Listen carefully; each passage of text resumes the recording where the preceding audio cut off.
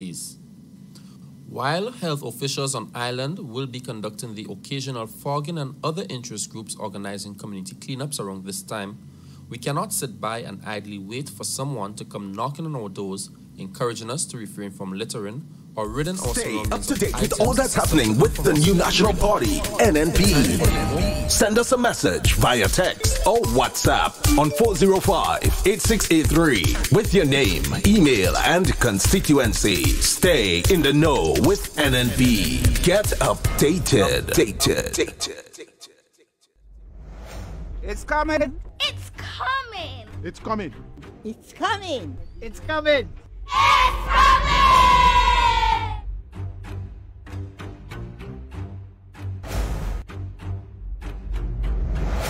The pride and joy of a nation is its flag. Its colors and arrangement makes it significant and stunningly beautiful. On Wednesday, February 6th, it's National Colors Day. Every proud Grenadian is asked to deck off in clothing highlighting the colors of our flag. Whether you are dressed for work, daily routines, or casual engagements, showcase the true Grenadian spirit. Every ministry, every department, and all workplaces are encouraged to join in. National Colors Day, Wednesday, February 6th, 2019. Endorsed by the National Celebrations Committee. Our people, our colors, our day. On Wednesday, February 6th, National Colors Day.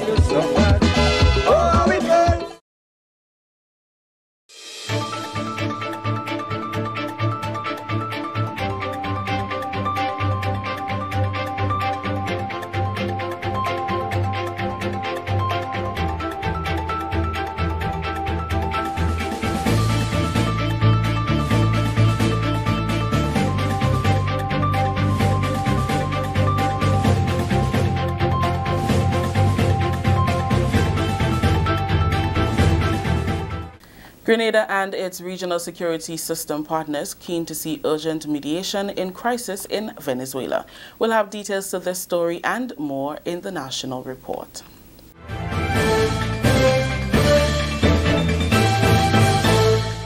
With the details to the news for today, Monday, January 28th, 2019, I am Rakisha St. Louis.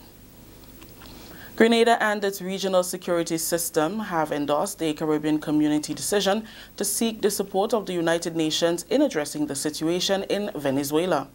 An emergency meeting called by Carriacou last Thursday agreed that current Chairman Prime Minister Dr. the Honorable Anthony Harris of St. Kitts and Nevis will seek an urgent meeting with the UN Secretary General, Mr. Antonio Guterres. Grenada's Foreign Affairs Minister, Honorable Peter David, was part of the Carriacou delegation which met with the UN Secretary General on Monday. A meeting of the RSS Council of Ministers in Barbados on Friday also discussed the situation in Venezuela and cited a need for regional unity on how to best address the current crisis. Prime Minister and Minister for National Security Dr. the Right Honorable Keith Mitchell, who attended the meeting, predicts that the crisis can easily engulf the rest of the region if the current situation continues. The bigger powers around the globe take different sides on issues in the Middle East. We have seen the result of this. The Middle East all get engulfed in serious confrontation and problems, and it affects individual countries. So we believe the Caribbean has maintained historically as a zone of peace, and that situation in Venezuela, where the U.S. and many other countries in the world have taken on one side, and China and Russia has taken another side. If that situation is allowed to prevail, and that either side is providing military or other forms of support, and without serious mediation, we can see it engulf in the region, and all of us would pay a heavy price. And that's why we hope to counsel both sides. Dr. Mitchell said serious mediation is the only way to amicably resolve the crisis. Grenada's newly appointed climate change focal points were brought together on Monday for their first orientation meeting designed to update them on this country's climate change governance structure, climate change policy and other actions. To find solutions for climate change and its impact, the Environment Division and the Integrated Climate Change Adaptation Strategies, or ICAS, project have nominated 25 climate change focal points in various ministries, statutory bodies and utility companies to represent a number of key sectors and focal areas. Mrs. Marina Jessamy, Permanent Secretary in the Ministry of Climate Resilience, the Environment, Forestry, Fisheries, Disaster Management and Information, says as we seek to build a sustainable nation, we need to pay attention to the effects of our everyday practices. If Grenada would experience a 1% or 2% of sea level rise, what would happen to the General Hospital, Mr. Ram? What would happen to the airport? For us in the Ministry of Climate Resilience, we have modeling that suggests that most of our key infrastructure is along the coastline, the hotels. The 73% is along the coastline, the airports, the hospitals, the sport facilities like the stadium, schools, the port. And therefore, workshops like this to really assess the impact of climate change is a must. The primary role of the Climate Change Focal Points Network is to support the Environment Division in monitoring the implementation of area priorities, as well as to support mobilization of funds for implementation of resilience programs. Head of the Environment Division, Mrs. Aria St. Louis, says humans are contributing to greenhouse gas emissions and can have a hand in reducing them. The debate is now over. We know that there are serious changes that are happening, and the scale at which they are happening are far different to what we have seen 1.5 to 3 million years ago. We know this because of independent lines of data related to this. This is the National Report. More news after the break. The pride and joy of a nation is its flag. Its colors and arrangement makes it significant and stunningly beautiful. On Wednesday, February 6th, it's National Colors Day. Every proud Grenadian is asked to deck off in clothing highlighting the colors of our flag. Whether you are dressed for work, daily routines, or casual engagements, showcase the true Grenadian spirit. Every ministry, every department, and all workplaces are encouraged to join in.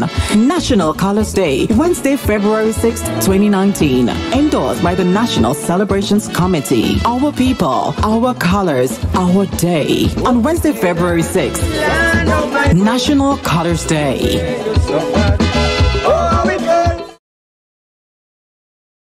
Welcome back. The 50th Billfish Tournament has pumped millions of dollars into the local economy. The tournament is the Caribbean's premier sport fishing event where anglers and competitors enjoy fishing and sportsmanship. Chairman of the tournament, Richard McIntyre, said this year's event, which concluded over the weekend, was the biggest in terms of participation and revenue generation. It's an event that has cost us a lot, but we believe in putting everything that you get one year into the next. So I think that's why we have been able to grow, you know.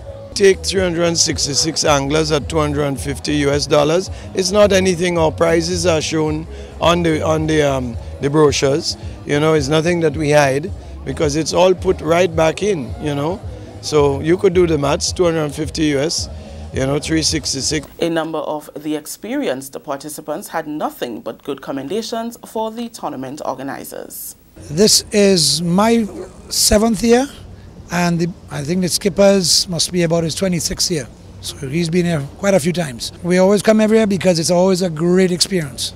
I've been coming to this tournament since 1987 through to 1995, a few years in between, and then from the 2000s to right up to 2019. It's been an excellent tournament, and it seems to have been getting a lot more boats. And the fish seem to be consistent every year, and we have a great time every year. I've been fishing this tournament now for maybe 15, 16 years. And what has the experience been? It's always been amazing. Grenada hosts the best fishing tournament in the region, far better than all the other tournaments. It has the most fish, it has the best facilities, and has the best resources to cater for a good tournament. Prime Minister Dr. The Right Honourable Keith Mitchell has welcomed the win by the West Indies cricket team, but quickly added that the overall performance of the team cannot be judged by one game. West Indies beat England by 381 runs in the first of 3 test matches being played in the region as part of the current England tour. During an interview Monday morning, Dr. Mitchell spoke to the need for a change of overall attitude. We have seen West Indies perform well in a particular game in the past. And therefore, as one who understands the game well, I know that you can't make a final judgment on the performance of a team by one game. And as they say in areas of intellectual activities, and maybe that's a one-off. I mean, I don't like one-off. I like to be clear that there is a permanent change in attitude. And as I said over and over, I think unless the administration changes, I'm not sure that we're going to see the kind of performance. Because I always believe that we have the talent in the region. I never think that we are short of talent. Maybe we would not see a Gary Sobers or a Brian Lowry emerging, but we have the talent to ensure that we can extract the maximum out of this talent. But it requires a leadership and management and governance system that promotes the interests of the players and the unity of the region as a whole. I think that's the fundamental thing that's lacking. Hope and pray that we'll see a change in that regard. That story just brought the curtains down on the National Report for today, Monday, January 28th. Recapping the headlines. Grenada and its regional security system partners keen to see urgent mediation in crisis in Venezuela. On behalf of everyone who made this newscast possible, I am Rakisha St. Louis saying thank you for joining us. Until next time.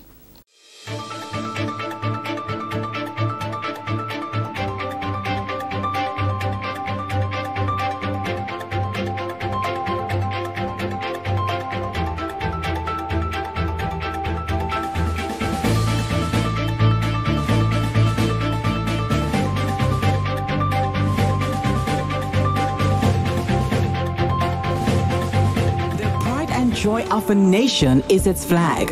Its colors and arrangement makes it significant and stunningly beautiful. On Wednesday, February 6th, it's National Colors Day.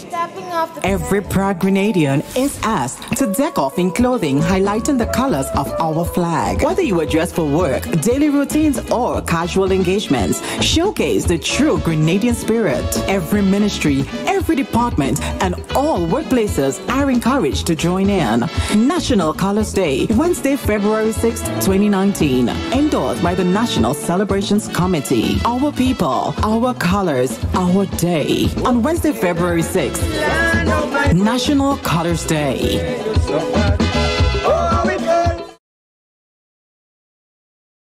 On the stroke of midnight, it's February 7th. It's our nation's birthday. It's time for the biggest celebration in our nation's history as we celebrate the 45th anniversary of our independence. Folks from all walks of life from all over Grenada will head on down to the Carriacou James Athletic Stadium from 12 p.m. It's the Made in Grenada Expo, a showcase of locally produced goods and services offered on display. As you enter the Independence Village, experience steel band music, big drum dancers from Carriacou, Tambu Bamboo, Shortney, Jab Malasi, poetry, singing, live music, Solid the Band, everything Grenadian. At 3:30 p.m. military parade onto the Carriacou James Athletic Stadium, followed by the Independence Rally, cultural pieces, Prime Minister's address, one fun-filled afternoon, and not to be missed. Organize your rides, your buses, your motorcade, and head on down to the Carriacou James Athletic Stadium, Thursday, February 7th, celebrating under the theme, building resilience and enhancing social and economic transformation.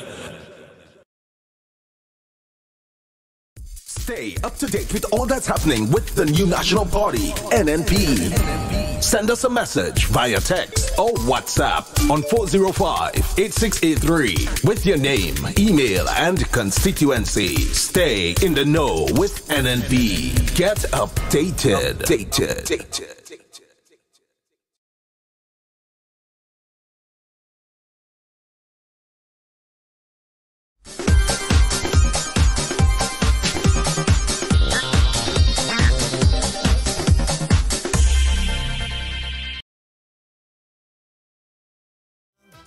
Nobody can pass a bill because Grenadians, they like reading. Don't put that on the painting. It seems that we're not maturing. And let we paint a picture of a sweet Grenada, where the people could reason beyond politics. Our leaders will have respect in each and every aspect. So what they say and do will never leave us transfixed. Then we go bring the oil down, the strong rum, the spices, the beaches, the sapot, the cocoa, while Indian and Veco to make up for all the pain that we waste. Let us create a new portrait of this place.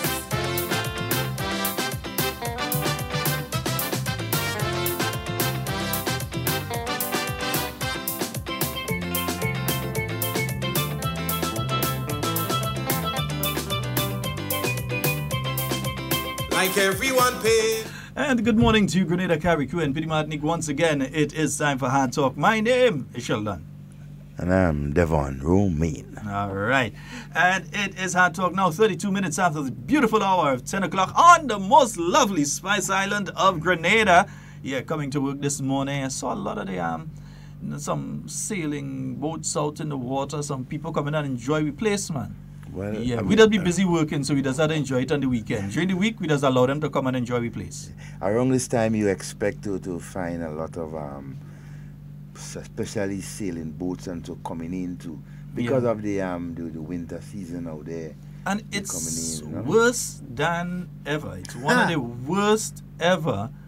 And we said that since last year. We've been saying to our good friends there, book your ticket and come down around this time because it's going to be one of the worst. And right now, I see Sonia, poor Sonia. I see Sonia put up something. This Sonia go. She can't take it. Oh gosh, poor thing. I feel sorry for her. It's my girl. I feel sorry for her. Sonia Popo. Oh gosh, not Sundar Popo. Sonia Popo. Oh gosh, it's bad. It's terrible. Yeah, it's enormous. It's bad. It's really really bad. Even down here, I have a friend over in Barbados who was saying this morning the temperature in his vehicle was 18 degrees. That's the temperature. We just have the AC on in the studio. And earlier this morning, yeah, so imagine that's the temperature is dropping too.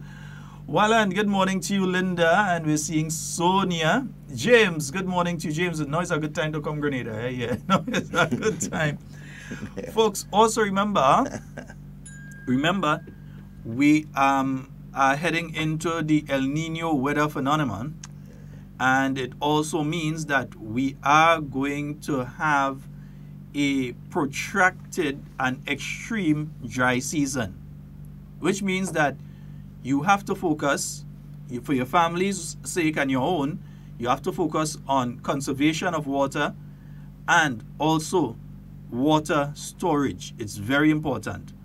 Me personally, I ain't an house. If I build my house, I was building my house like Carriacou people with a cistern on there. Yeah, one, it's keeping the house cool, and secondly, you have a supply of water. Rainwater, and so even if you're just using the rainwater for bathing and for the bathroom and that kind of thing, that's one thing. But believe me, I was doing that. Although, all the water in Grenada belongs to Nawasa. Whether it's rainwater, river water, borehole water, whatever water, legally it belongs to Nawasa. Not rainwater, man. All water in the island. I can collect my water from my spouting and Nawasa claim it? No, not claim it. They wouldn't bother with that. But legally it is. Then you know what the law is? This is I've been listening to that. I can understand with the rivers and the springs and everything like that. That is, that's a given. They could seize water if it found on your property. They could seize the spring and that kind of thing. Yeah. And for the national good, they could seize it. Yeah. Yeah. So Sonia, go to work. Get up and go to work. Lazy much. Get up. Go to work. Maybe you're under the covers listening. Yeah. Listening to the TV. Get up and go to work. Throwback Tuesday. We're Grenadians, We are Grenadians. We ain't afraid nothing. So come and tell us about no snow and all. We ain't afraid that. You send up a 2 bottle of Clark Scott, you just pour it on the truck from your house, you pour it to your vehicle, you pour it over your vehicle. It might take out the paint, but you pour it over your vehicle and you just continue pouring it and it will make a tractor go. That way we have Clark Scott and thing for. And rivers and that kind of thing. That's what But the rippers that we could use to do that, we can't really send it because they doesn't take it on plane. Yeah, boy, they free that. But we have things for that, yeah? But folks, remember, a protracted dry season. Look carefully at your water storage. If you already have water storage facilities, now may be a good time for you to clean them, flush them out. Yeah? Clean them and flush. I know NOASA is in the process now with the different people who provide water services, water truck services. They are sanitizing those trucks. It might be a good time for you to clean your water tank. Some people, I don't know how to do that, have a water tank and they don't ever. Some of those water tank up 10, 15 years and so on. The metal, some still have the metal, and you know the metal one was from way back. Yeah. They have the metal ones and they have the plastic ones, and they have never opened these things and cleaned them. So there's sediment inside there and all sorts of other things inside there. And also, always make sure that your water tank is at a high enough elevation and that it's properly sealed. I'll say that to say, some people you just think as your friend is not always your friend. If you speak to certain people in Grenada in certain labs, they could tell you some of the stuff that they've found in people's water tank. Somebody just decided they want to mess you up. Yeah, and it's not a common thing. We are nice people in this country, but safety first for you and your family. Yeah. Make sure that your water tank is at a high enough elevation and that it is properly sealed, because I've spoken to people before, and some of the things that people find, they just find everybody getting sick or so, and they test the water, or they find something suspicious and they test the water in the water tank, and it's what they find inside it. So you have to be careful with that too. Yeah, we nice, but when we're ready, there's some people ain't nice. Yeah. Yes, believe me, some people, it ain't that nice. So folks, remember to like and share the video. Those of you on Hard Talk Grenada Live, like and share the video. Like and share the video, all right? Nice, beautiful. And to those of you listening via all of the radio stations, we say a special good morning to you. Cammy down on the bus terminal with her pre-independence sale. You've got to get down by Cammy. She have all sorts of things on sale, and you can get it. You can get it. You can get it if you really want. You can get it if you really want. If you buy and buy, buy and buy, she'll succeed at last. Yeah, go down buy and buy. Nice. Morning, Cammy. Yeah, I believe that. Oh, just so nice. Good. Right. So you can go on down there. You can purchase from Cammy. Remember, Dali, she has her normal independence wear. She was featured recently on GB, and that's our Dali. Yeah, that's the Dali we're always talking about. So, Dali, good morning to you. We hope that you have a transistor radio inside there and you're listening. We know usually it's him you're playing inside the place. But anyhow, one pile of him. I get a joke with Dali with the earthquake last year. Dali have some young people working with us. So when the earthquake passed, they started to scream, oh God, oh God, oh God.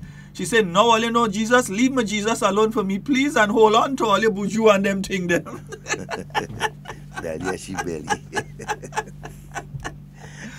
Yeah, so Dali, and then our good friend Helen Marie. I've seen her working on several. She has some nice independence outfit for the children and for adults as well. So you can check her out downstairs, the NIS Mall, the first booth downstairs, the NIS Mall there.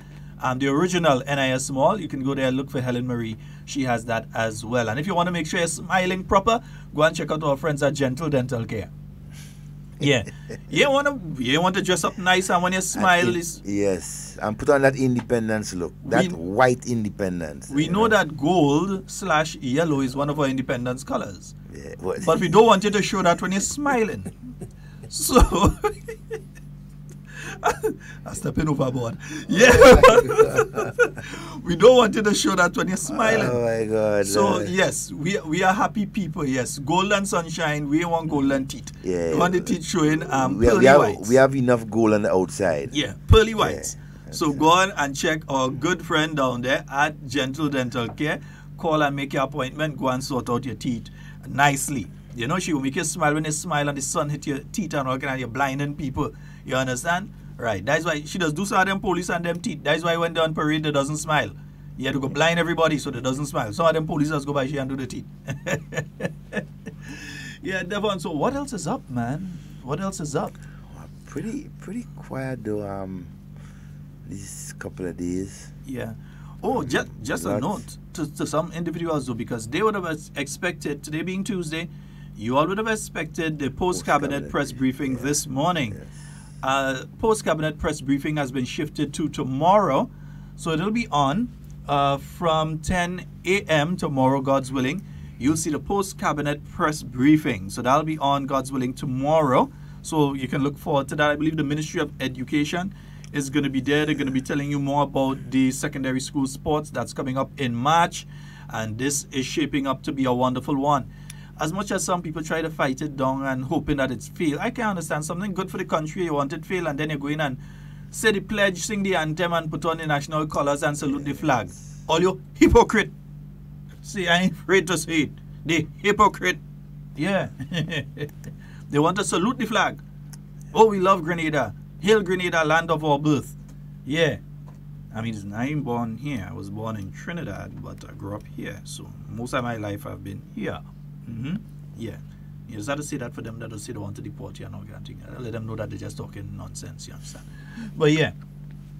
So, hail Grenada, land of our birth, and you all want to, you understand? Waste our time. I can't understand. Something that would, I mean, propel this country and even give our younger ones an opportunity to excel.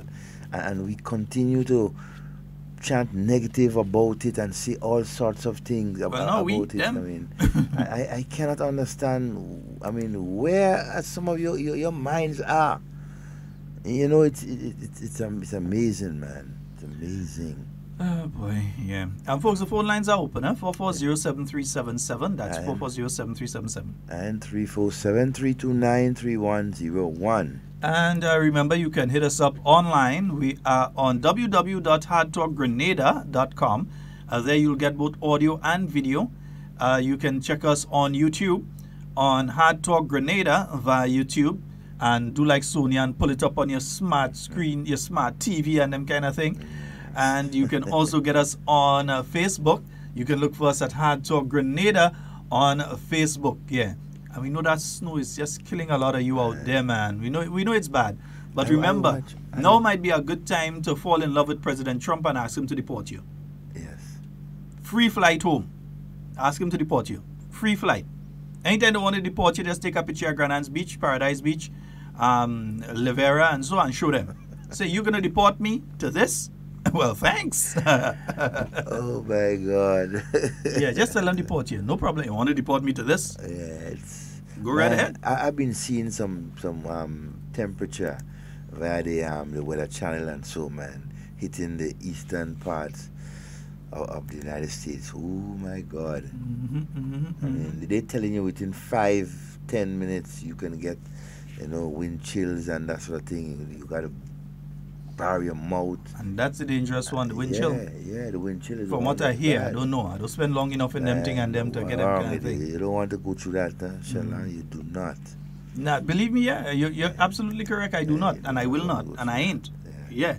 When I could be down here and I go in and swim on Grenada's Beach in a nice warm water and thing, I could leave here. As soon as the program is done, I can leave. And within 15 minutes, I could be in the waters of Grenada's Beach. Oh, yeah, beautiful. Within 15 minutes. White sand, sparkling water. If I decide I want to go there, I could cut it short and reach Pandy. Yeah, right there. That's right there. You understand? And if you still want to cut it short, then Pandy. Look at right there in Kirani James Boulevard. I ain't jumping in that water still. Well, yeah, but it's clean. Did you saw this powder? Yeah, it's cleaner now, yeah. Nah, I ain't jumping in there. Them ship and them if you're tired of the salt, look at Annandale is right there. Just go under the waterfall. Benso and we're in Annandale. 10 minutes. Yeah. We're in Annandale. We have no problem there. No problem whatsoever. But a few people contacted me yesterday, asked me what did I mention yesterday, and I'll say it again. I have sources who have indicated that there's a meeting taking place on a regular basis. They let me know where. So I know very well where. I will not say it here now. That there are meetings taking place at a certain location, including the former leader of a particular political organization and other people and that sort of thing. Yeah? And one or two other people. In those meetings, they are calculating, they are plotting, and they are planning the doom of the NNP administration. They are plotting and they are planning. They have made sure that they got involved in the union issue at various levels. You might hear some of them offering legal advice to the unions. You might hear some of them in the background pushing certain things with the unions. And let me offering moral support. And let's make it clear here, because we don't want people to leave and say what we don't say. When we refer to the unions, we're not referring to the rank and file, you know. The same as when I speak about the NDC, me and talking about the average NDC that I meet on the street and me and them stand up and talk. No. Yeah, if one of them come at me rude, well, my mouth here no ban, it no zip. I do have to take a lock and unlock my mouth. I'm telling them what I have to tell them in whatever language. I have to tell them, well, you know me, I ain't afraid of nobody. And I will never afraid anybody. Right? But we're not speaking of the average teacher. We're not speaking of the average public worker. We're speaking of the leadership. Because the leadership of the union is telling you that they are a failure. They're telling you that. Because if you are in charge of the union, if Rachel Roberts, comrade sister, RR, is in charge of the Public Workers Union, and she's saying for the period of time that she's been in charge of the Public Workers Union, the workers of Grenada have gained no benefits from the government of Grenada in working along with the government of Grenada, then she's a failure and she deserves to go. Yeah. I make no bones about that. It has nothing to do with the average worker working in the complex right now. It has everything to do with her and her executive. And not just a failure, dishonesty comes into play, because you know for a fact and that over the last 5-6 years, government has bent backward to accommodate workers, to ensure workers are treated better, give more opportunities, salary raises, everything like that, right? They have been doing that for 10% for the last 3 years, right? Some of them 12%, right? In addition to their pay, and so is that a government that is wicked or is not doing anything for its workers within just a short space of time? There are workers who have not, in countries that have not gotten a raise of pay for 10 and more years, battling with their governments. Well, you're talking about that. When you consider what took place in Trinidad just before Christmas, you had workers going home from the Telecommunication Services of Trinidad and Tobago, TSTT. Workers home. And we're not speaking one or two, we're speaking over 1,000. Oh, yeah. Were sent home. Everything from engineers to typists, home. Yeah, that's next door in Trinidad. You had workers being cut from the public service over there. Yeah. You had all the Petrotrin workers, the guys who are now unemployed and have been unemployed now going, while everybody's saying January is a long month. Right now, these guys ain't considering how long January is because they have no salary to get anywhere, because they are now unemployed. I'm speaking a couple thousand people out of the oil industry right next door in Trinidad. You're speaking about Barbados, where the Prime Minister came in on a promise that they definitely will not be sending people home. And she had to go back on that promise because of the state of the Barbados economy under the IMF program that they are working with. They had no choice but to cut workers from the public service. Yeah, they had to. And in this wrongs, now the DLP administration in Barbados had cut people from the public service. That's one of the reasons they went out of office too. They cut people from the public service, and in some instances they did it like a husband and a wife went home. So the husband might have been working in the Ministry of Works in some position, the wife might have been in the Ministry of Health. But both the husband and the wife were sent home. Yeah, that was bad strategically. There was no serious way of looking at it. They just sent home people. And they were saying, well, we're trying to save the economy, we have to cut the wage bill. So you're cutting the expenditure that government has on a monthly basis, yearly basis, by reducing the amount of people you have to pay for on the public staff. So they started cutting the staff. They started shaving that off. And they did that. Then the mere motley BLP administration came in saying that we would not do that. But when they looked at the state of the Barbados economy, their calculation said that they had to do it. So they started the process of cutting out various people from the Barbados government service. Meanwhile, here in Grenada in 2013, even though we came in and met an economy that was even worse off than Barbados' own, it was always a major aspect of the discussions that the government of Grenada had with the International Monetary Fund and other world agencies, that no matter what, we ain't sending people home. And that is what was done. The new National Party administration came in 2013 and did not send people home. You didn't hear about any mass exodus and you lay off all these people and that sort of thing? And not just that, look at the homegrown structural adjustment program this government was able to put in place and got the support of everyone. You understand? To revitalize and to energize the economy of this country. I mean, isn't that good management? Isn't that a government that not just cares for the country in a whole, but directly for workers? I mean, that's, you know. But you know what? The leadership of these unions will try to make the public feel that nothing has been done for workers of this country. And that is so untrue. You know? There is a puppet master behind the union leaders. There's a puppet master. As I say, I don't know if there's sock puppet or if there's marionette. So I don't know if it's the kind with the person above them with the strings and they pull in the strings and have them dancing to their own tune. Or I don't know if it's the kind with the person had their hand up inside like, you know, the sock puppet and had them above a wall like a muppet. So they are being controlled. Yeah, they are being controlled. For instance, the union is written to, the Public Workers Union is written to by the Cabinet Secretary, who requests that, look, you can have your meetings constitutionally, legally, even morally. The Public Workers Union can have a meeting of public workers, right? That's their concept. Nobody could take that right away from them. Good. But they are being told, listen, the time of day that you want to do that meeting is going to directly affect government services. So if you want to do that 2 o'clock, it's going to affect government operations. But if you just move it 1 hour down to, let's say, 3 o'clock, isn't that reasonable? And you all let me know if that's reasonable. If you move it down to 3 o'clock, because at the ministerial complex, for instance, most workers, their hours end at 4. Yeah? So if you move it to 3 o'clock, it wouldn't affect government service in a significant way, just the last hour. It would affect it, but not in a significant way. And you can still have your meeting with enough time for folks to do what they have to do there and then head on home. If they have to go and pick up children, if they have to do other things, they still have enough time to be able to go and do that.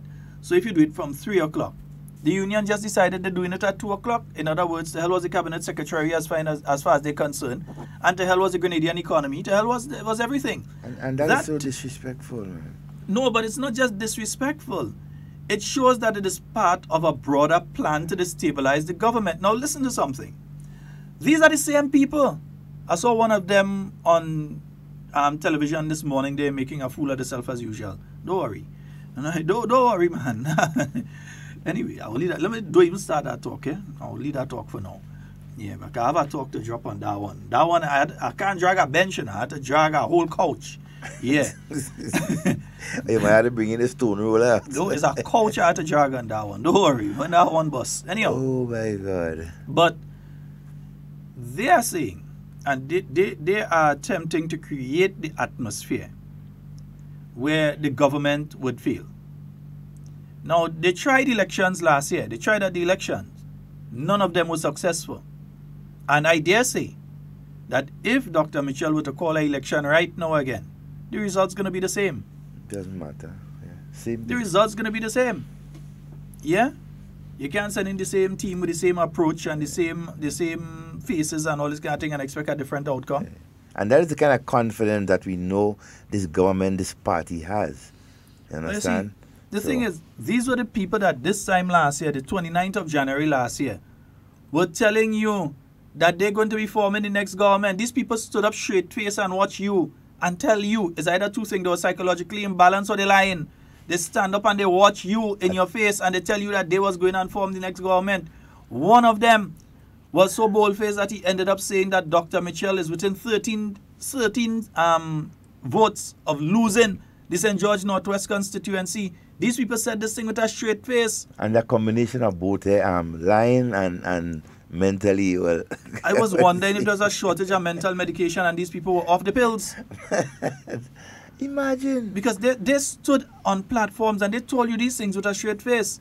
Instead of focusing a campaign on how they would deal with things like the economy and so, they took time to go and do an ad on me to make people want to meet me in the street and spit on me and do me and all sorts of things. They spent time going and saying how to go strip Devon in the middle of town. They spent time attacking the character of each and everybody else instead of focusing on the issues. And the thing is, they can say what they want about me, you know. Where you going to say I like a man? What else you going to say about me? No, where you going to say what I'm supposed to like, man? What you going to say about me? Unlike others. Well, no, we ain't even going down that road today. But what you going to say about me? But everything that they say about people, they have people doing worse in their own camp. And they feel that the general public not seeing. But they want to attack people on moral. You can't attack nobody on moral grounds. Nobody in the NDC. You could attack anybody on moral grounds. And don't test me on that one because I could talk. And I could go in court and say it too. These are the same people last year were telling you all these things. And what happened? They took the Grenadian people for fool. And the Grenadian people proved to them that the only fools were the ones that were taking people for fool. That's why they end up right now having to drive on that road there and watch up at the Parliament building and not be able to go and sit in it. It's their own fault. But they've decided now, look, we can't beat the NNP, hands down. We can't beat the NNP politically. But what we're going to do is destabilize the governance structure. In other words, attempt to make the country ungovernable. So part of the plan, and I'm saying this from what I know and not what I think. I'm saying this from what I know. Part of the plan has been and continues to be to destabilize the country through manipulating the union movement. That's why I'm saying that some of the union leaders right now are nothing more than puppets. I ain't talking about the teachers who in the school right now providing education. They have selected different people to run their unions, and they expect the people to have their best interests at heart and so on. But that is not necessarily the case. That is not necessarily the case. So when you look at the union leadership right now, you realize there's an unseen hand that guiding the movements and actions of the unions. It's like it's like, you know, you have a it's like them playwriting them, you know. They write in the script and then they have other persons to perform, you know, the duties and so. All I would say is that when you look at this thing, it is clear that it's part of a plan. One part of the plan, create an acrimonious industrial climate in Grenada. Create an industrial climate where the government don't have rest, the public sector doesn't have rest, the private sector don't have rest. Because if you have to affect the performance of the government, for instance, government is building hundreds of houses together with the Chinese, but the government of Grenada must supply certain things and must provide certain things. But if you destabilize the Ministry of Housing, if you create unrest, if every time the Chinese delegation goes to the ministerial complex to meet with people in the Ministry of Housing, they meet no one there because people on strike. If every time they try to interact to get something done, they can't get it done because there's a strike.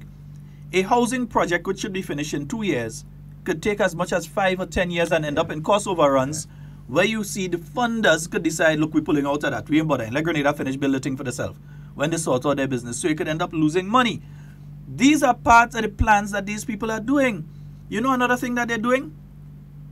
They're specifically targeting people who do not see as supportive of them within various sectors. And it could be the private sector, because I've seen people in the private sector go under some of the worst verbal and other attacks, not physical, but verbal attacks and so on, by individuals within that organization.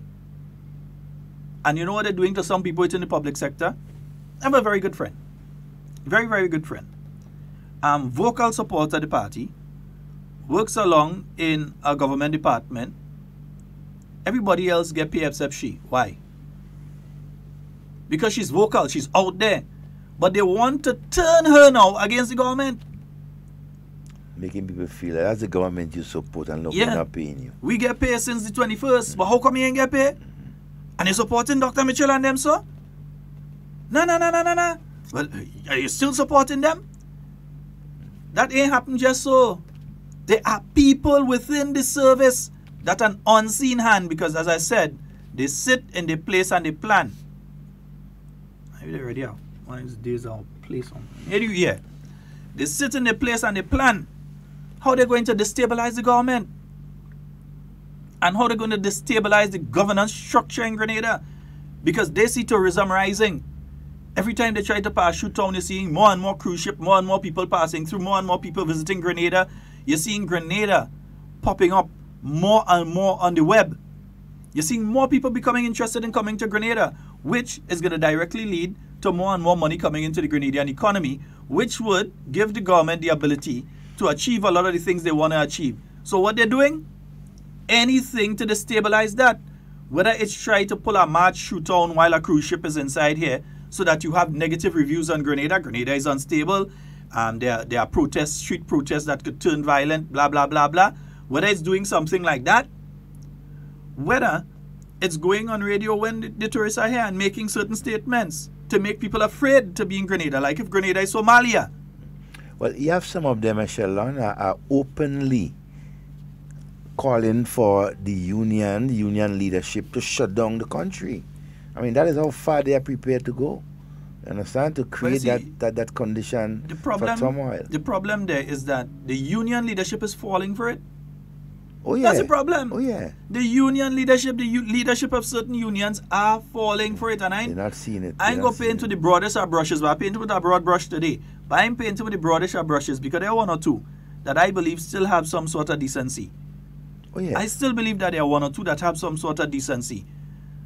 But at the leadership level within those unions, there is an unseen hand that had them playing them like puppet. And they cannot tell me different. Why would you try to disrupt government services to the general public? The same people that you're saying you want on your side, the same people that you want on your side, you're trying to disrupt government services to them. You're trying to disrupt the educational system because you want to turn the young people of Grenada, because you realize they lost the young vote. The young people vote. They didn't get it in 2013. They didn't get it in 2018. So they are watching all the potential voters in the school. No, we're saying what they're coming and do. They are watching the potential voters in the school system right now. They already calculate how much of these young people are going to be voters the next time around in election. And they are trying to create a negative perception of the ruling party in the minds of these young people by disrupting the educational system. You can hear people saying all sorts of things. Remember, it's not the government of Grenada say that they're not having intercall. It's not the government of Grenada that shut down the schools. It's not the government of Grenada that says they're not having the primary school sports. It wasn't the government of Grenada do that. That was the Grenada Union of Teachers and the Principals Association that decided that they're doing that. That had nothing to do with the government of Grenada. If you have a problem with Devon, don't go and interfere with Isaiah. Deal with Devon. Straight up. Don't deal with Isaiah.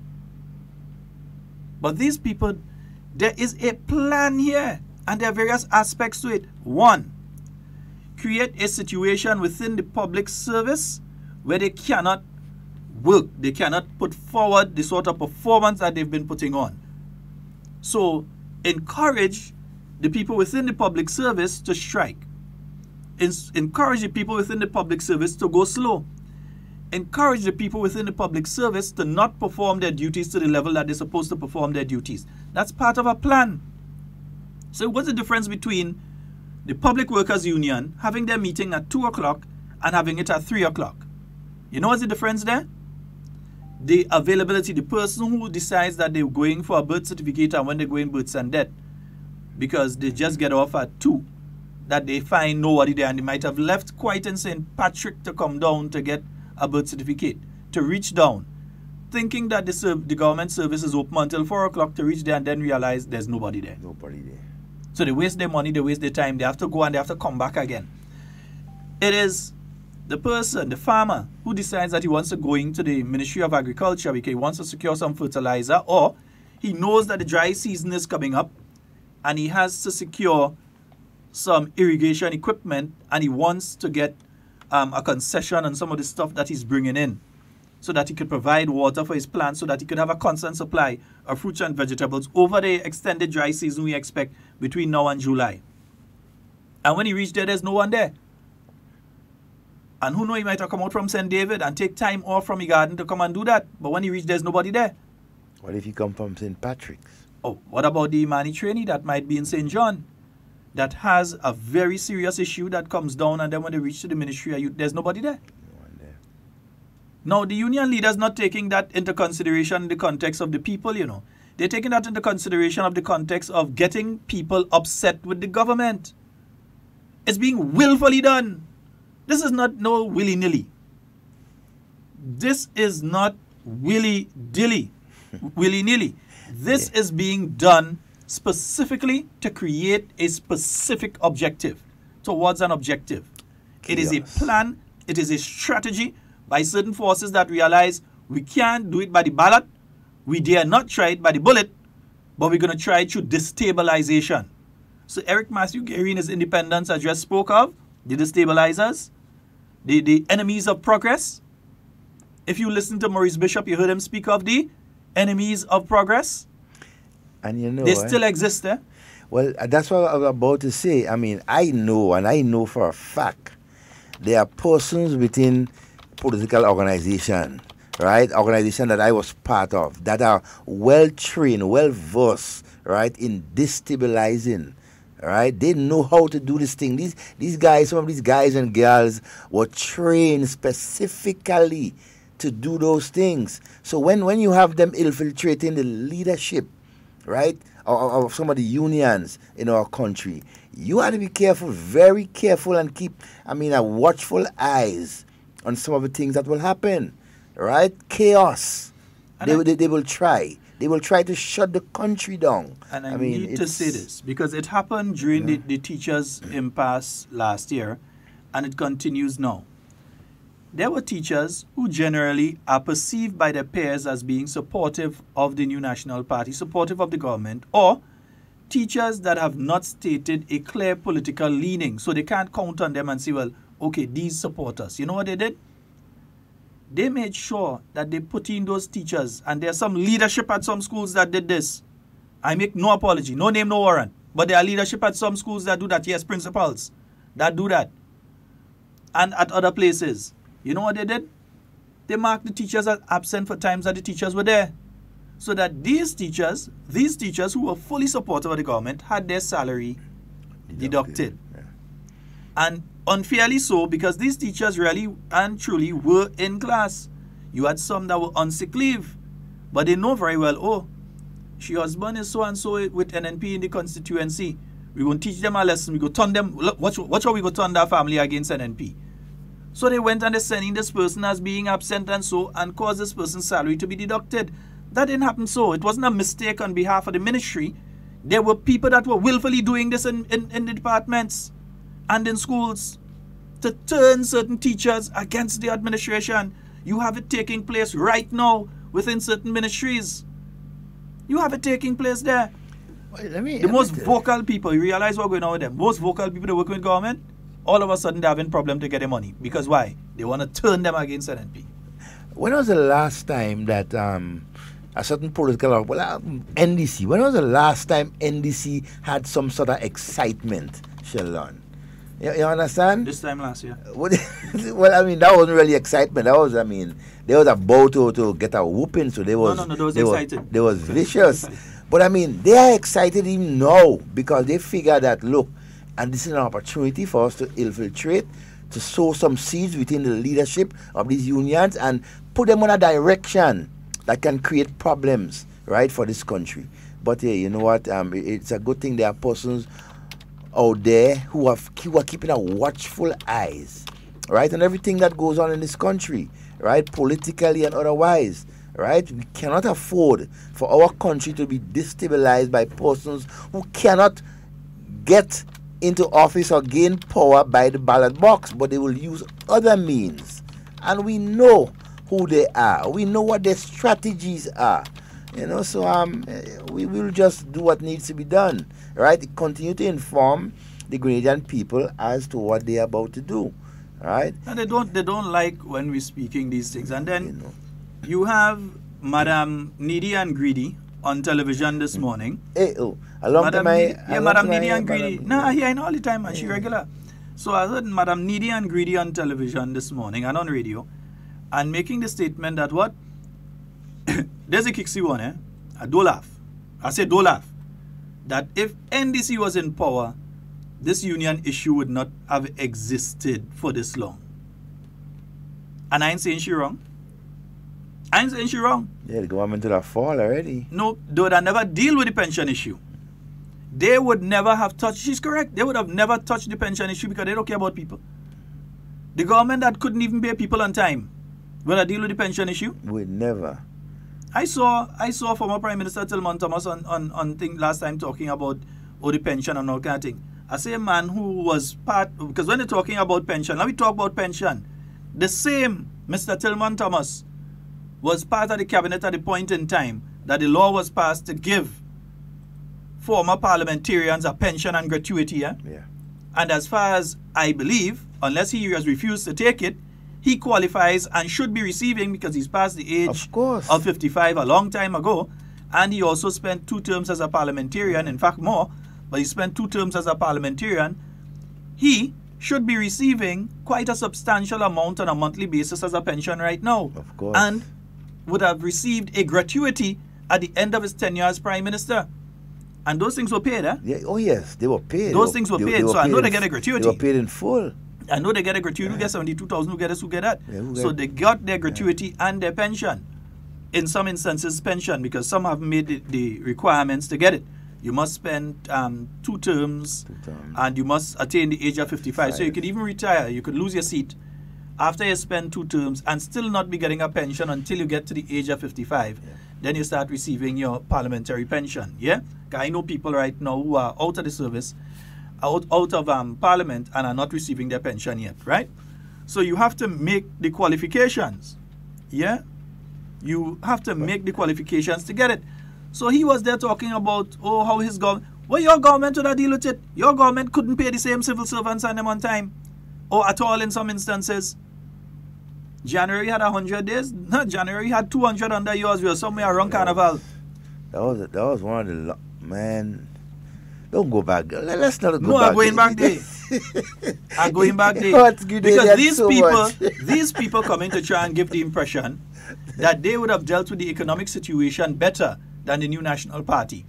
The same people that when you go in Corinth right now and you pass by where the new gas station is being put up there, and that's just before the school, and you look up on the hillside, you're seeing that magnificent housing project going down there. That if you go to Dumfries in Carriacou right now, you're seeing that housing project going on there. That if you go to Red Mud, or you go to the Villa, you're seeing the housing projects taking place. These are the people that gave up those things, you know. Yeah. They gave up 2,000 houses. For money. Because they couldn't manage the economy properly. They gave up 2,000 houses and said that they're going to use the money to do things like the stadium and so. Well, we came in, do the stadium, and still get the houses. Wow. And didn't send home a single worker during that period of time. But you know, even what is significant, even when they were in office, the whole question of union and raise up pay and thing, this thing was never in their mind. Imagine, then the unions negotiated with the NDC government between 2008 and 13, and they got 0, 0, 0. Right? I mean, come on. And you talk about a government that cared about workers. They didn't even care about the workers that were very close to them, around them, who put most of these leaders right in office in 2008. They turned their backs on even them. So I mean, don't talk about your care for leaders for the union and the workers and everything like that. You didn't demonstrate that in 2008, 2013. You did not.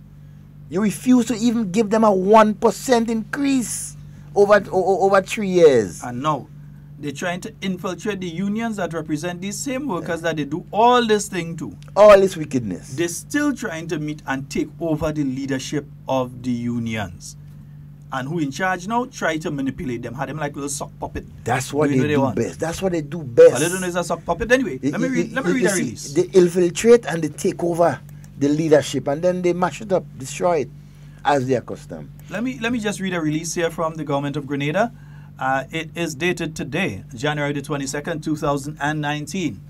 It is headed, Government advises public officers that 3 p.m. is the time granted for today's meeting with the Public Workers Union. The government of Grenada is advising public workers that the time granted for their meeting today with the Public Workers Union is 3 p.m. A letter from the Public Workers Union stated that a general meeting is planned for 2 p.m. and it is sought time off for its membership to attend. In response, government has indicated that approval is granted as of 3 p.m. today, which is the standard time granted for officers to attend union meetings. Therefore, public officers represented by the Public Workers Union are expected to remain on duty up to 3 p.m. Officers who do not adhere to this stipulation will be acting in breach of the relevant staff order and directive issued through the Secretary to the Cabinet, who is also head of the public service. While government recognizes and respects the rights of trade unions to meet with their membership, government also reserves the right to make the final decision on the granting of time off to its employees for whatever purposes. In a circular sent to permanent secretaries and heads of department, including the Chief Personnel Officer, government referred to the relevant provisions of the Staff Orders number 21 and 22. Provision 21 states that no officer may absent himself from duty during working hours without the permission of the head of department in which he works or such other authorized officer. Provision 22 reads, an officer who absents himself from duty without permission, except in the case of illness or other unavoidable circumstances, renders himself liable to disciplinary action. Public officers are therefore encouraged to be guided accordingly. Right? That's from the government of Grenada, sent out today. Public workers, take note. All right? Yep. Nice. Yeah, let's start to take some calls, man. It's 18 minutes after 11. Time really flying today. Ooh, and as soon as I say that, man. Good morning, cuz out. Oops, wrong one. I hit the wrong one there. All right. Good morning. Yeah, morning, Devon. Good morning to you, my friend. Morning, Sheldon. Morning, sir. How are you? Good. You know, it is sad that the government has to put out a statement like that. And it is sad because it is nothing new. By standard, it's the same thing they know. It's the same thing they knew under NDC. It's the same thing they knew under all previous administrations. And the unions are acting as if this is something new. Well, this is the first time there is industrial impasse between employer and employee. The whole situation with the industrial action taken by the union has led to a level of instability. It has led to a level of parents not sure about what is happening with their children in school. And if workers were to search their minds or to pay attention and refer to industrial actions of days gone by, they would understand.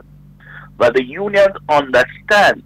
The unions have a firm understanding of their roles and responsibilities to their employers. So the anarchy that these guys are pushing on the Grenadian workers now, it is not doing them bad, it's doing the workers bad, because when workers think that they couldn't, because they have an impasse, they could get up and leave, or they could leave any old time. And when the unions continue to act as if they are above the laws of the country, the laws of employment, then we're in a sad situation. But then again, I say, sometimes you have to leave things where they are And the concept of the NMP has always been to look out for the lesser man. And the concept of the leadership of the NMP is always to ensure that there is equity and fairness amongst the populace. And when you have a situation where nobody was getting any substantial pension, it was a responsibility of the NMP to address the issue. However, people have taken it to believe that they could do what they want and say what they want and stack the pile how they want to further their own personal goals and to further their own political ambitions. And it is sad that workers are falling for this nonsense. You see, because you have these clowns parading in positions of authority and not even understanding what authority they have in the position they have it. And that is why I want to ask the question, how is it nobody is concerned about the seeming disappearance of the dues of the workers? The dues that are collected from workers and are supposed to be there to take care of workers in time of industrial impact. How is it the workers are not asking questions about where is it gone? Or asking for a proper printout then, or how it is spent? But they keep yayaing and yayaing and yayaing. At the end of the day, what is going to happen is that these leaders are going to confound themselves. And they're going to actually bare their soul to the public for what they're doing, because there are many facets of information that is available. And if it continues down this road, then we would have to be forced, and I say we, not you guys, we would have to be forced to actually start putting out information and asking certain people to answer some questions. And it seems like the workers are not getting the hint. You have to ask certain questions of certain people. And if they're not going to be doing that and they continue to try to hold our country and our children hostage, then I think it's time, maybe I think it's time I call you every other day and start dropping some information that the Grenadian people might be interested in. The lines are open for diaspora calling. Going on. No, the lines are open for the diaspora to call, and we want to hear from you, because I think it's amazing, because when you know is one thing, when you don't know is another. And we know what some of these people are up to. We know very well what they're up to.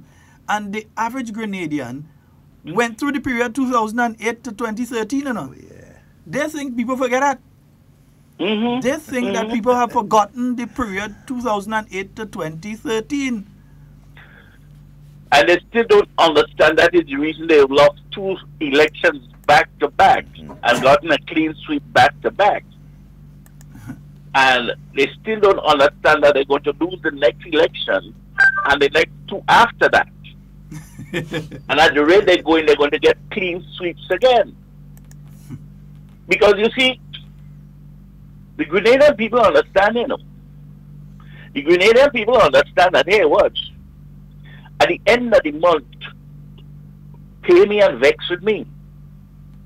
You don't have to like me, you just have to make sure that I get my money to pay my rent and to pay Grenlec or whoever, and that is what they want. It is hard enough to wait for a whole 30 days to get a little $2 in your pocket, and when that 30 days up, somebody call you and tell you, by Sheldon, by Devon, you have to wait 30 more, you know, because we don't have the money. And I was referring to the issue to somebody recently. Their actions were the same actions that were taking place during the revolution. In 1982, when the revolution found out that its economy or economic strategies were not bringing any fruits that Grenada was facing at downtown in its economy for the year to come. Their thing was not to look for an economic solution to it. Their thing was to politicize it. And so the Central Committee at that time took the decision to start pushing political education, not just on secondary school teachers, but on primary school teachers. And it is the same way they are operating today. But they are not concerned about the economic stability of Grenada, but they are concerned in trying to destabilize a government because they are not in favor of the participants of this government. And Grenadians, we have to be more discerning and discriminating with the information we hear. And we can't be jumping on every bandwagon. And we can't be blowing hot this minute and blowing cold this minute. We have to learn. We have to listen. We have to pay attention. The guys that are in the NDC, the remnants of the failed coup that killed Maurice Bishop and others, continue to have it in their head that they could take over Grenada and turn Grenada into their little puppet. And they keep doing that without regard to the people of Grenada, because it seems like the people of Grenada are not willing to stand up and take them to task for the role they played. And I will always refer to their actions in the revolution because it's the same main players on the stage right now. And then again, there are some ill-informed Johnny-come-latelys who say they're in struggle and don't know what the hell struggle means or how to spell struggle. You know, and so they want to give people that impression that we're into the struggle and we're standing up and we're fighting. You don't know what the hell you're fighting for. Ask them all as a pioneer. Right? You know, and those are the things we have to talk about. But I'd say it seems like I will have to call you a little more and give you some information, because it seems like some people don't understand the power of communication, and that the internet and the WhatsApp makes it easy for me to call from where I'm at. You know, I've been quiet for about a few years. Yeah. But every time I listen to the nonsense these guys are talking, it's time we start asking some questions or letting some information go. Imagine Tillman Thomas was there on television telling people that his government would have deal with this differently and they should pay the teachers. And this I agree with him. No. Tillman I didn't agree pay with the him. teachers. I agree with him. His government would have done that. But he was in a government that was not his. He was told when to shut up and when to walk. You know what I mean? That's it. His government, yeah, he had a government. Imagine he was Prime Minister and he was dictated to by Glenn Noel, Senator Glenn Noel. Come on, don't answer Senator certificate. I know not table knocker. Do not shake me. Get upset this morning. Not Glenn. Senator certificate. I'm trying to juke a nerve. You know, all you need to. All is Grenville, man. I don't take in part. all you need to say it as it is and call the names as the names should be called. Right? Senator certificate. You know what I mean? GC send one certificate, he come out with a different certificate. Anyway, let's continue to make sure that we ask certain questions. And let's make sure that if this continues, then we're going to have to tell some people what they're supposed to be telling us. If they don't want to say, and if they continue to hold the children of Grenada, come and tell me you're not having intercourse because you walk into a room. I mean, where's the conscience? Where's the conscience or the consciousness? Where is the Grenadian spirit? You know, where is the patriotism? Patriotism is not when your party in power. Your patriotism is for Grenada. It doesn't matter who is in office, your patriotism is for Grenada. And if you're doing a job for Grenada, then you have to bite your loss and say, We ain't getting 25%, we're fighting for it still. But let's move with the children because that's our focus. Yeah. Your focus is not politics, your focus is teaching. Your focus is educating. Your focus is developing the future Kirani James and these guys. You can't take it on your own and think that you're right. You have no right. You have no moral standing to deprive our young people of the opportunity to show up their sporting abilities. That's how they get scholarships. You know, and that's the things we have to let people remember and realize. You know, the teachers are not teaching the government of Grenada. They're teaching the children of Grenada. Yeah. You know, so when you say, oh, ISIS bad, and oh, Al-Qaeda bad, and oh, this bad, you're doing the same thing. Because you're holding our children hostage. Because you're not getting, and you know, the damn stupid thing about it is they don't understand that the gratuity, you have to pay it back. And you have to wait till you retire. Some of you guys might leave teaching and never get that gratuity because you ain't going to reach the age. You know, hey, Sheldon. Yes, we're here, man. Yes, my friend. Have a good day. You too. And please, an invitation every other day, you know, would be very good. And you could call every day if you want to. I mean, but I'm getting the facts. I'm getting the information. I'm making sure I have everything in the right place. So when I do that, you shall have it. All right, my brother. Okay. Okay, you enjoy it. Bring it on. Yeah, that's our good friend AC Major. Yeah, AC Major. Yeah, man. AC Major. I know Miss Jacob like that. She like she boy. What AC? I remember AC back in the late 79, 80s, and so was that little pioneer, short, stumpy. You know, the pioneer. But he knew what he is about then, and he know what he's about now. Oh yeah, very much so. We have a call online. Good morning and welcome. Good morning, Devon and Sheldon. Good morning. How you doing? I agree with that caller that just called, but you see, we're not ponging enough to have the union say what happened to the pension, to the union funds, to the strike fund. We have to somebody have to make the union accountable to the strike fund. Everybody, the government should pay the people, but the union, if they have something written that there's an agreement that they should pay the people when they call them out on strike. Everybody's government should pay the people, and they're doing all kind of things, and people are not trying to hold them responsible. People are not asking them questions about the strike funds, and this is what is eating at me. You know, there's so much hypocrisy in the system. You know, the union leaders are allowed to do what they want. You know, they could call the people out at whatever time they want, you know. And before somebody says something, they're threatening the person. They're threatening the people, threatening the person. And like the person don't have a right to do this and have a right to... And Sheldon, this is eating away at me. You know, where are our activists? If the workers don't want, you know, time for our activists to get out there and, you know, find out from the union what happened to the strike funds.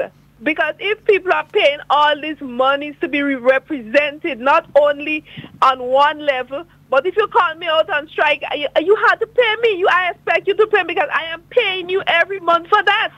You know, and so people have to, there's time for people to get deeper into that. You know, everybody's, government pay the teachers, and the teachers will do this, and the teachers will do that. It's time for this nonsense to stop, and people start talking about the union, pay the people, the strike fund. You know, we have to get something going on there, man. I'm kind of getting tired of this government pay people, and we're not doing anything. In fact, we're doing enough, you know, to make people aware that it's the union that is responsible for that. Mm-hmm. Yes, so indeed. Anyway, that's all I have to say. Enjoy your day. All right, thank you, and enjoy your day.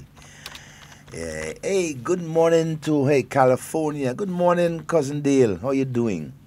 Yeah, it's beautiful Grenada. And it's only time to talk, 440-7377 and 347-329-3101. And make sure the line is clear so all you could call. All you pass by Kami and buy something, yet pass by and buy. Yeah, but it is clear. Yeah, because, and I hope that you all go. Just remember, the government of Grenada has officially stated that the time that they have given off for people to attend the PWU, Public Workers Union meeting this evening is from 3 p.m. because I saw one of the shop stewards just said that they have a letter saying 2:30. The union can say what they want. The government is the employer and therefore they have to agree on a particular time for the meeting, and the time, as usually is, the time from ever since has always been the union has had a meeting at 3 p.m. 3 p.m. So they're trying to put it to 2 p.m. because it is part of a broader plan. These people are being manipulated. The union leadership is being manipulated. You see, because it's end of month too. Yep. End of the month, although they have already been paid, significant. It's end of the month. So it's a time that a lot of people, they have a little funds, so that's when they rush to the ministerial complex to try to get a certificate or get different things done. But when they go there and then there's no one there, you affect the work that that person is doing. You affect and it. The government loses revenue. Good morning and welcome. Good morning. How are you doing? Not too bad, my friend. Good. Right. We have a president of the DUT.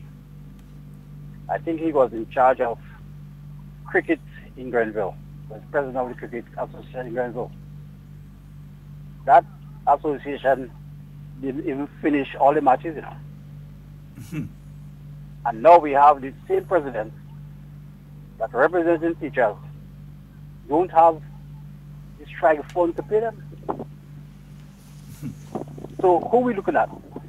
We're looking at somebody that can't manage. So it's time that the GUT realize that they don't have a good manager and to get rid of him. Get it? Yes, we're listening to you, brother. Right. Later. All right, my friend. But you see, the best thing is this. Listen, workers, 3 p.m. is the meeting. And I'd encourage you all to go. Yeah. But I'll also encourage you all to not leave without an answer as to where that $800,000 a year is going towards, because it's your money and you need to know what is being done with it. The government of Grenada takes that money out of your salary every month. Every month, the government of Grenada takes that money out of your salary. And the government of Grenada then proceeds to pay that money on your behalf to the Public Workers Union. Now, the government of Grenada, as the government of Grenada, cannot go to the union and ask them what they're doing with the money that they handed over to them on your behalf. You, the workers, have to ask the union, and you ought not to leave that meeting this evening without having a response from the leadership as to how that money is spent and why there is no strike fund. You should not, any of you that have any level of intellect, that have any level of common sense, would not leave such a gathering without having an answer to that question, a firm answer to that question. You deserve it. It's your money. You need to know. Because when people were warned, the Grenada Union of Teachers and the Public Workers Union were warned that certain actions would take place. 3 times they were warned. If they proceeded with certain actions, they went ahead and they said, don't worry, they will take care of that. If they only think they're going to take care of that, which means they're supposed to have the funds there within a strike fund to be able to deal with such an issue, isn't it? They're supposed to have the funds there. You know what is noticeable too? With the actions or the attempted actions of the union leadership in terms of the timing, they calling out the members, and so they know that they schedule a meeting for 2:30, right? They know for a fact that anywhere from 1 o'clock, workers will be leaving the different... You ain't going to leave 2 o'clock? Ministerial portfolios and so to go to the meeting. So, who is losing? Government is losing revenue, right? I mean, the business of government is being hindered, right, by such an action, right? And the leadership knows that. They calculate that.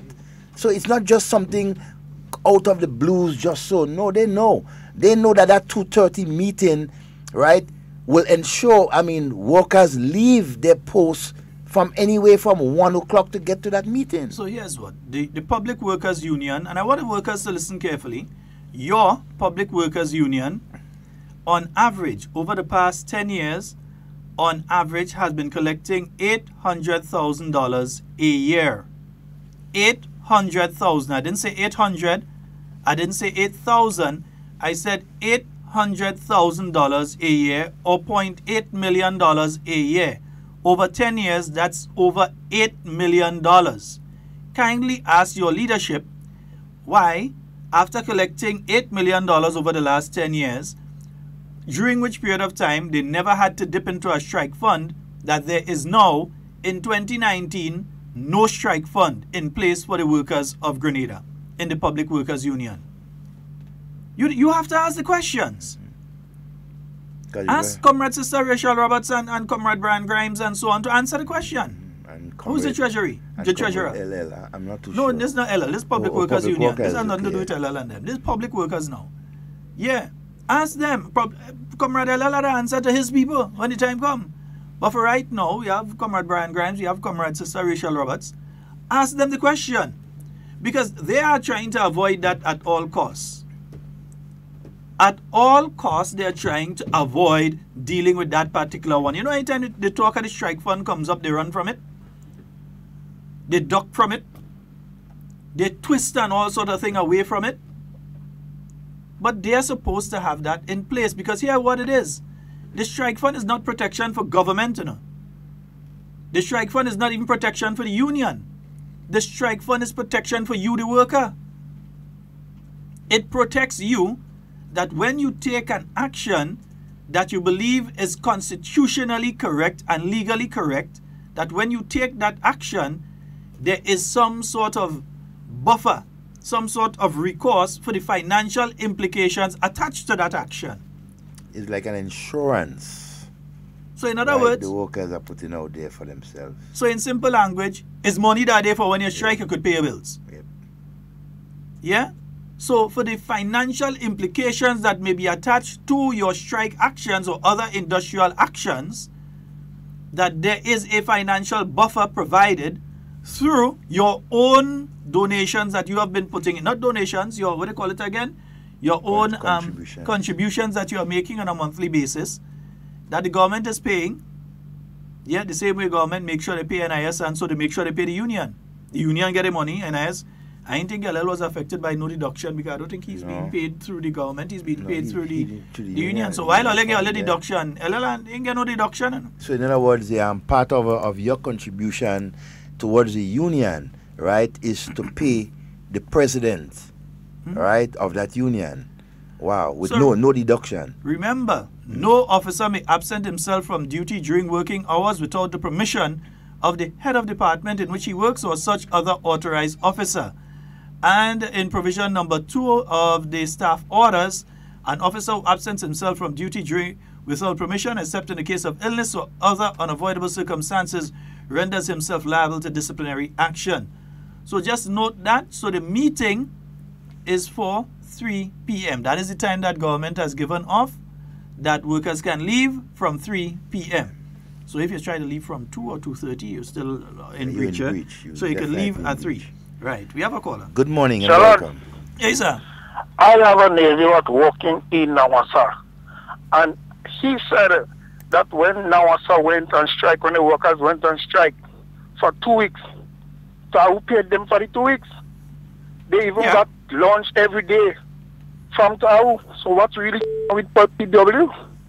Well, that's what the public workers need to go en masse and ask this evening, and they need to not leave that meeting without getting a proper answer. Well, I can't understand.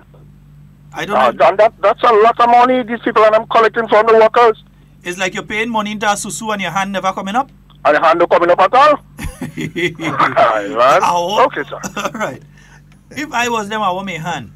Ain't pay no money, no susu, and then when time come to collect my hand, you tell me, well, this one had to get a hand, and this one had to get a hand, and every time my hand come up, you don't want to give me. And that one you're paying money into the susu, ask what's going on with your hand. do not leave this evening without getting an answer to what is taking place re-strike fund. They're going to try to shortcut it because they're going to come now that we have said it.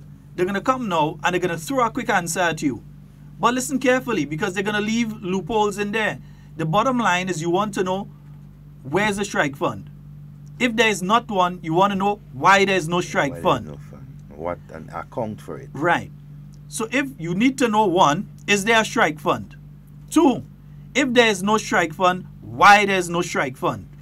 Three, due to what has taken place in the latter part of 2018, will a strike fund now be established and put into operation for future industrial action on behalf of the workers? You need to know that. And then you need to know, considering that there is no strike fund, how is the $8.8 million, the 800,000 or over 10 years, $8 million that has been received by the unions utilized? You need to know that. Was there a strike fund before and was it cannibalized for something? Was there some problem that they had to go and take the strike fund and use the money that was in strike fund for something else? You need to ask those questions. That's a lot of money over 10 years, you know. Yeah, you need that. We have a caller. Good morning and welcome. Morning, gentlemen. Morning, comrade. to you, Doc. Yeah. My concern is from the perspective of discipline. I'm very much preoccupied with the fact that what I'm seeing the leadership of our unions demonstrate is a very poor example of discipline. In other words, ill discipline. I say this from the context of the perspective of the concern for the young children of our nation. What they are seeing in this impasse, this scenario. Because I'm a public worker myself. You know, I've been in a leadership position. You understand? But I've always been conscious as a child, coming out of the principle of taking responsibility for one's actions. I think the unions should always be aware of that. The repercussions, the impacts of their actions. If you're going to instruct workers to do A, you do so having analyzed that B will result, and in the event of C happening, you have D in line to mitigate. You understand me? I look at in particular the teacher scenario, and I've seen where the teachers, the one who are responsible for teaching our children, actually, in my opinion, saying to the children, look, children, when you are held accountable for an action, even though you are wrong and and judgment is meted out to you, you can retaliate. You can retaliate, and I'm fearful that message will be the significant a factor from this whole impasse. What the teachers have said to the children they are being entrusted with in terms to give guidance. And that is my problem. I look down the road and what I see is that students will seek every opportunity to retaliate to the authorities, to the elders, whenever their actions are called into question, whenever they are pointed out to wrongdoing on their part. That is my fear. And gentlemen, I've always, even as a leadership, in the times of the leadership, I've always questioned the role of the respective financial institutions which are associated and bear the names of these same entities. I refer to the Grenada, the GUT Credit Union, and you have a Public Workers Credit Union. I often query why there isn't the level of synergy that exists. It's wanting, as far as I understand, and I think much of the ugliness that presently exists could be mitigated by a better relationship between these entities, although not ignoring the fact that indeed union actions has to be based always on the principle of right, on the principle of reasonableness, and the principle of responsibility for action. Yeah, this is what I want to say on the issue. Thank you, gentlemen. All right, thank you very much. Yeah, let me respond to a statement I'm seeing by Hubert there, who is correct to say that teachers were wrong to follow the instructions of the union. No one is saying that the teachers were wrong. They have a constitutional right, a right that I am willing to defend. They have a constitutional right to take industrial action. No one has said that the teachers are wrong to take industrial action. What has been said is that the union leadership went about taking that industrial action in a wrong, and may I say illegal way. Upside down way. They did not go through the proper procedure and process of staging industrial action. No one is saying that teachers are wrong for taking industrial action. They have leadership, good, bad, or indifferent, that they follow. The leadership actually following somebody and some other organization, but anyway, that's another story for another time. But they did not take wrong action or wrong for taking strike action. They have a constitutional right to take strike action, but there is also a social and patriotic responsibility and duty that when these things are done, it is done in the best interest that would not adversely affect Grenada. Yes, you want something for yourself, and yes, you are deserving of a pension. That is why the pension issue has been dealt with and solved. That is why the pension is no longer an issue. That is why the government of Grenada is presently working and crunching the numbers to start payments so that people can receive their 70% pension. Those who qualify can receive their 70% pension. And while that is being done, the other issue of the gratuity, that will be started when the issue is finalized, be it to the courts or otherwise. Good morning. Hello, good morning. Good morning. Morning, Cammy. Morning, Mr. Scott. Morning, morning. No, we're hearing you. You go right ahead. Morning, sir. We're hearing you. Sheldon Devon Romain. Morning, Cammy. Good morning. I want to say good morning to Patricia and Matthew and Mr. Watts and Bingo and everybody listening to me. And I'm very disturbed. I have something to say, and I'm going to say what I have to say this morning, Sheldon. I remember a few years back, the Prime Minister said, anytime things happening and it bothers you, you have to talk to them, let them know what is going on.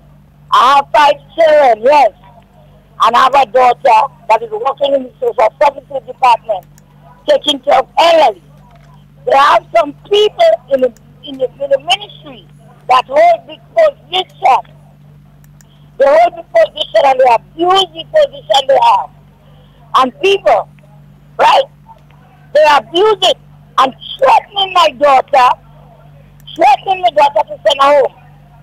And my daughter, she never elderly people. And I'm saying it on the program because I want them to hear what I have to say. Because I want they're going to protest against that. You understand what I'm saying? Yes, you go right ahead with The it. lady have her children going to school. She have a mortgage to pay.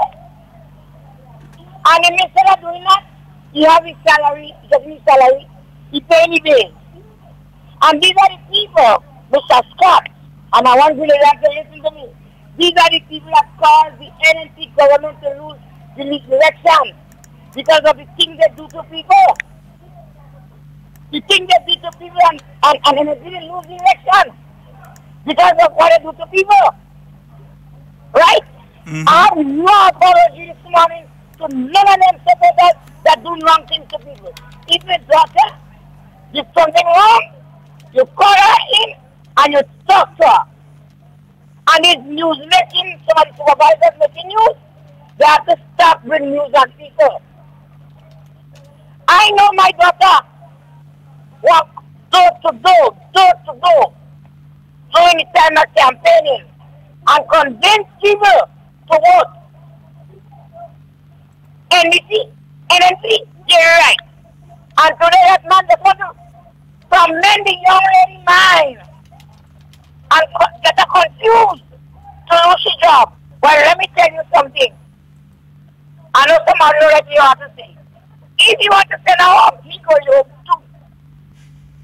If you want to fight her because he have a little power, and to send her home, he go you home too and sit down. That is coming from his Sheldon Scott. The Prime Minister say when things is bothering us, we have to report it because not everything they don't know. We have to let them know. And you have some people in the different ministries that are abusing the power they give them. Give it to power. They give them, they're abusing it. And they have to stop it. Otherwise, the next election, they want us to lose again. Because they do not the wrong thing. Have a good day. All right, my dear. All right, my dear. Have a wonderful day. All right, my dear. And you see? She say it as it is. No, but that is what we were talking about earlier. That remember, there were teachers who were not part of the strike, but in order to pressure those teachers and turn them against the NNP, what do you think they do? You had certain principals that go, and they just didn't go. So they leave the school locked. So the teachers who wasn't supporting the strike went there. But they can't record themselves as having gone to work because nobody was there, so they had to leave. Yep. And these people ended up with their salaries deducted. Yeah? Because the principal in those particular schools wanted the teachers and them to turn against the administration. You had teachers who were there. When the school opened, they were there, but were recorded as being absent.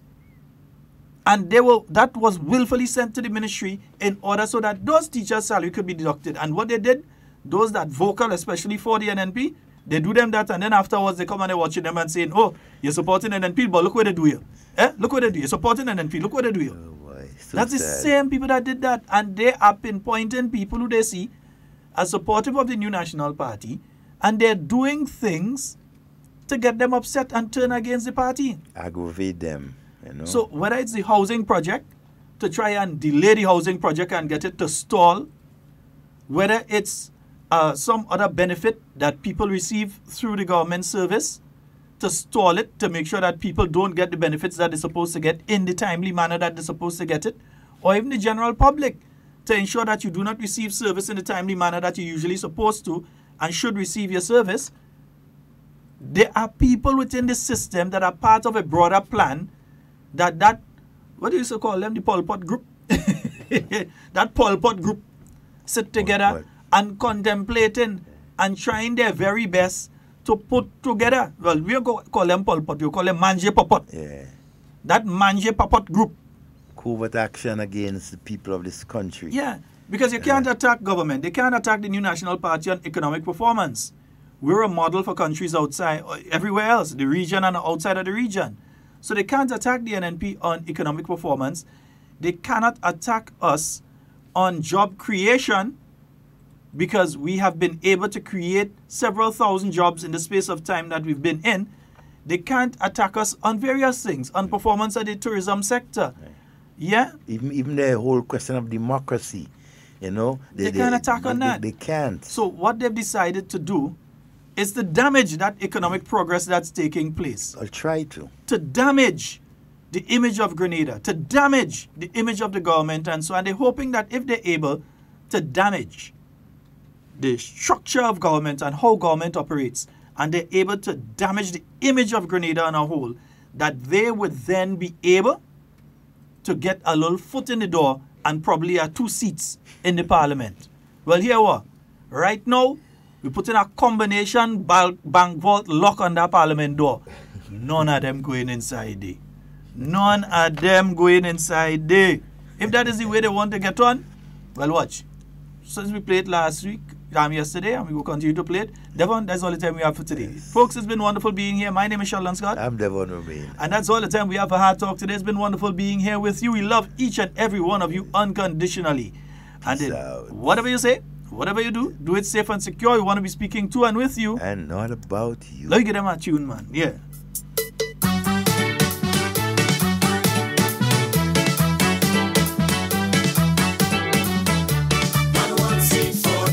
NDC can come back at all. Not one seat for them. We want progress and no more scandal. Not one seat for them. Hear what I tell all you. When you vote in election, they let the progress continue. Not one seat for them.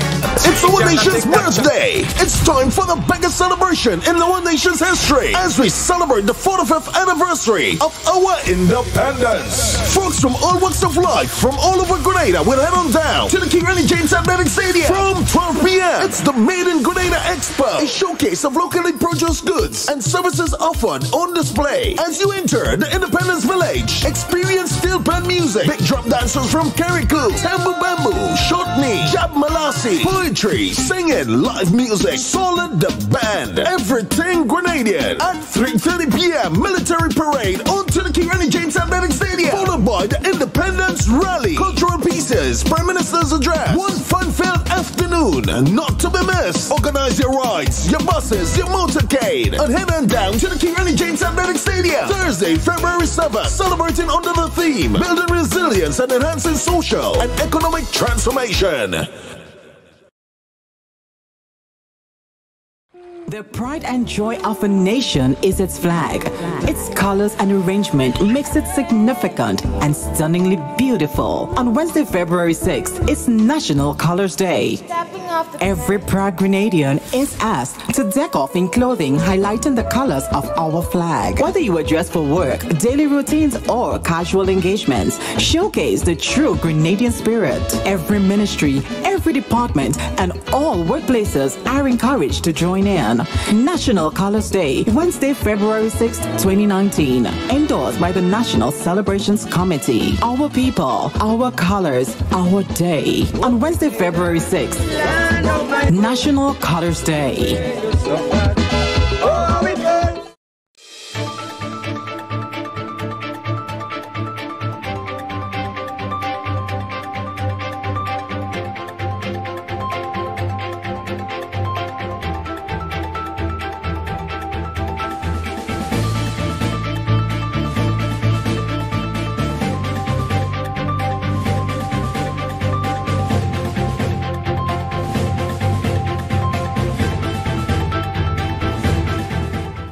Grenada and its regional security system partners keen to see urgent mediation in crisis in Venezuela.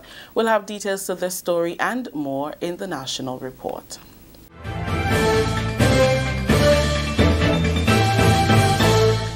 With the details to the news for today, Monday, January 28th, 2019, I am Rakisha St. Louis.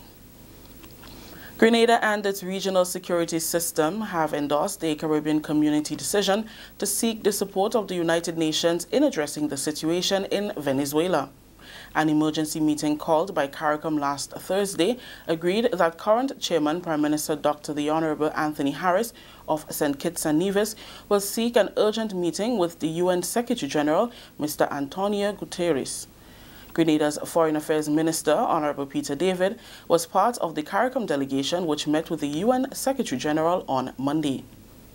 A meeting of the RSS Council of Ministers in Barbados on Friday also discussed the situation in Venezuela and cited a need for regional unity on how to best address the current crisis.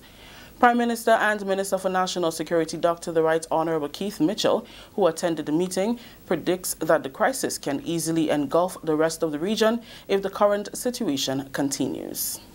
The bigger powers around the globe take different sides on issues in the Middle East. We have seen the result of this. The Middle East all get engulfed in serious confrontation and problems, and it affects individual countries.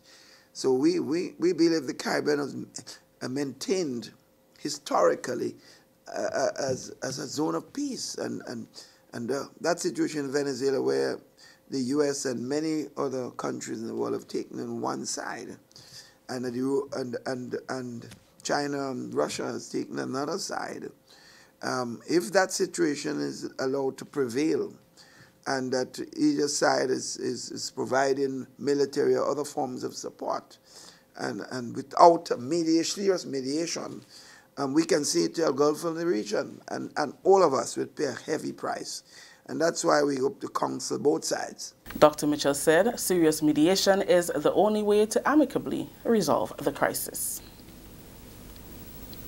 Grenada's newly appointed climate change focal points were brought together on Monday for their first orientation meeting designed to update them on this country's climate change governance structure, climate change policy, and other actions. To find solutions for climate change and its impact, the Environment Division and the Integrated Climate Change Adaptation Strategies, or ICAS, project have nominated 25 climate change focal points in various ministries, statutory bodies, and utility companies to represent a number of key sectors and focal areas.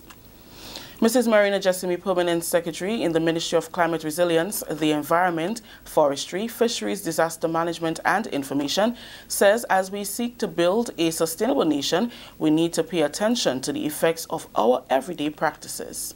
If Grenada would experience a 1% or 2% of sea level rise, what would happen to the General Hospital, Mr. Ram? What would happen to the airport? For us in the Ministry of Climate Resilience, we have modeling that suggests that most of our key infrastructure is along the coastline, the hotels. The 73% is along the coastline, the airports, the hospitals, the sport facilities like the stadium, schools, the port. And therefore, workshops like this to really assess the impact of climate change is a must. The primary role of the Climate Change Focal Points Network is to support the Environment Division in monitoring the implementation of area priorities, as well as to support mobilization of funds for implementation of resilience programs. Head of the Environment Division, Mrs. Aria St. Louis, says humans are contributing to greenhouse gas emissions and can have a hand in reducing them. The debate is now over. We know that there are serious changes that are happening, and the scale at which they are happening are far different to what we have seen 1.5 to 3 million years ago. We know this because of independent lines of data related to this. This is the National Report. More news after the break. The pride and joy of a nation is its flag. Its colors and arrangement makes it significant and stunningly beautiful. On Wednesday, February 6th, it's National Colors Day. Every proud Grenadian is asked to deck off in clothing highlighting the colors of our flag. Whether you are dressed for work, daily routines, or casual engagements, showcase the true Grenadian spirit. Every ministry, every department, and all workplaces are encouraged to join in.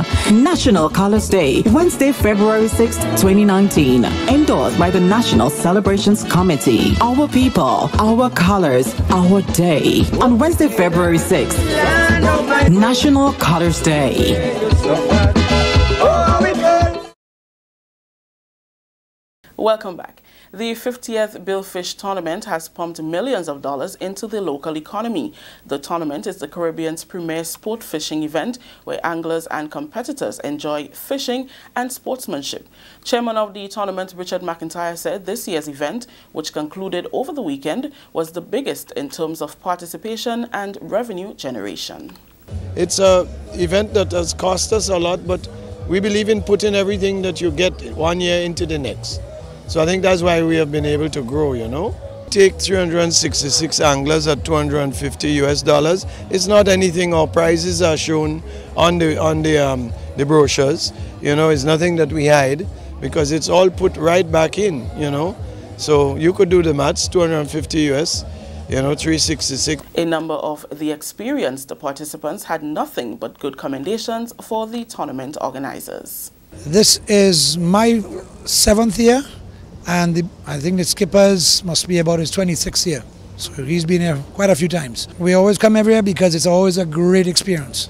I've been coming to this tournament since 1987 through to 1995, a few years in between, and then from the 2000s to right up to 2019. It's been an excellent tournament and it seems to have been getting a lot more boats. And the fish seem to be consistent every year, and we have a great time every year. I've been fishing this tournament now for maybe 15, 16 years. And what has the experience been? It's always been amazing. Grenada hosts the best fishing tournament in the region. Far better than all the other tournaments.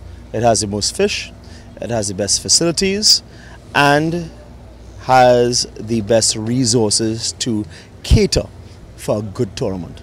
Prime Minister Dr. The Right Honourable Keith Mitchell has welcomed the win by the West Indies cricket team, but quickly added that the overall performance of the team cannot be judged by one game. West Indies beat England by 381 runs in the first of 3 test matches being played in the region as part of the current England tour. During an interview Monday morning, Dr. Mitchell spoke to the need for a change of overall attitude. We have seen West Indies perform well in a particular game in the past. And therefore, as one who understands the game well, I know that you can't make a final judgment on the performance of a team by one game. And as they say in areas of intellectual activities, and maybe that's a one-off. I mean, I don't like one-off. I like to be clear that there is a permanent change in attitude. And as I said over and over, I think unless the administration changes, I'm not sure that we're going to see the kind of performance. Because I always believe that we have the talent in the region. I never think that we are short of talent. Maybe we would not see a Gary Sobers or a Brian Lowry emerging, but we have the talent to ensure that we can extract the maximum out of this talent. But it requires a leadership and management and governance system that promotes the interests of the players and the unity of the region as a whole. I think that's the fundamental thing that's lacking. Hope and pray that we'll see a change in that regard. That story just brought the curtains down on the National Report for today, Monday, January 28th. Recapping the headlines. Grenada and its regional security system partners keen to see urgent mediation in crisis in Venezuela. On behalf of everyone who made this newscast possible, I am Rakisha St. Louis saying thank you for joining us. Until next time.